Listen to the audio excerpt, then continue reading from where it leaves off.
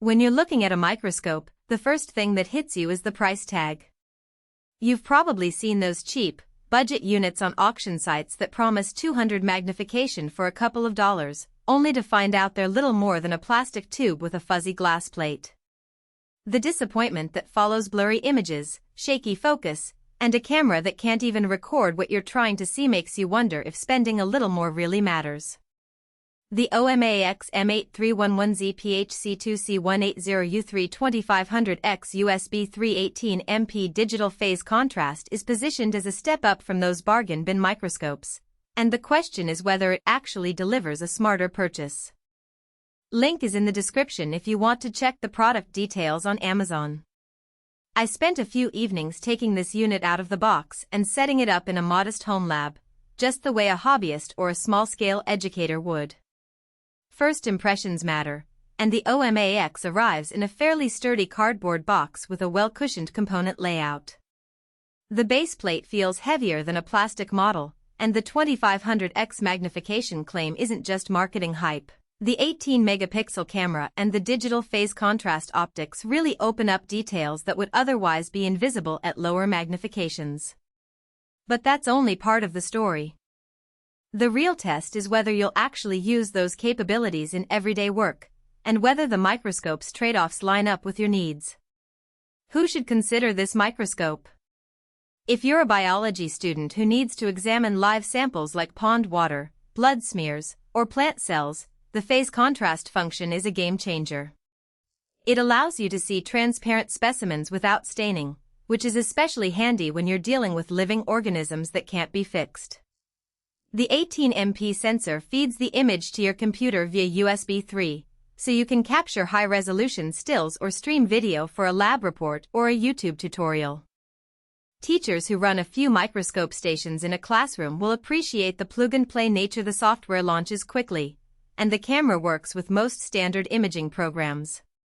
For hobbyists who love to scan insects, fungi, or even small mechanical parts, the broad magnification range from low-power scouting up to the full 2500X lets you start with a quick overview and then zoom into the fine details you care about. Conversely, you might want to skip this model if you're looking for a microscope that can double as a high-precision instrument for professional pathology or advanced material science. The OMAX is solid for educational and hobby use, but it doesn't provide the same level of optical calibration or interchangeable objective lenses that a research-grade microscope would. Also, if you need a fully standalone unit that doesn't rely on a computer for viewing, you'll find the reliance on USB 3 a limitation. The camera is essentially an accessory, not an integrated eyepiece display. Users who want a compact, travel-ready microscope probably prefer a more portable, battery-powered option rather than a desk-bound rig that expects a power outlet and a laptop. Now let's talk about the practical strengths. The most noticeable advantage is the digital phase contrast capability.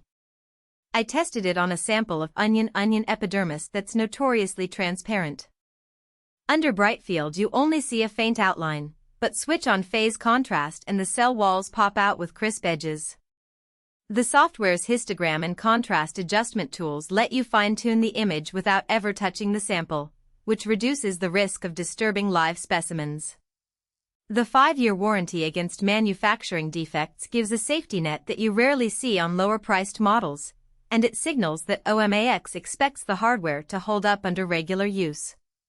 The USB 3 connection means that transferring a full-size 18MP image to your computer takes a fraction of a second. Great when you're documenting a series of slides in a short lab period. On the flip side, the microscope does have some hidden trade-offs that you'll notice once you've settled into routine usage. The diopter adjustment on the oculars feels a bit stiff, so if you wear prescription glasses you'll need to calibrate it each time you switch individuals. The condenser, while adequate for phase contrast, is not interchangeable. Swapping it out for a dark field or polarization setup isn't straightforward. That limits the flexibility if you decide later to explore other imaging techniques. Also, the camera's built-in lighting is a bright LED ring, which can cause glare on highly reflective specimens, forcing you to adjust the angle of the light source or use a diffuser, something you wouldn't have to worry about on a traditional eyepiece microscope where you can simply change the illumination knob. One practical scenario I ran through was recording a time-lapse of paramecia swimming in a droplet of water. The software allowed me to set frame intervals, and the 18MP sensor captured each frame with enough detail to see the cilia moving. The resulting video was smoother than any smartphone macro recording I've tried, and the data files were manageable because the software compressed them on the fly. If you're a content creator looking to add scientific footage to a channel, the OMAX gives you a credible baseline without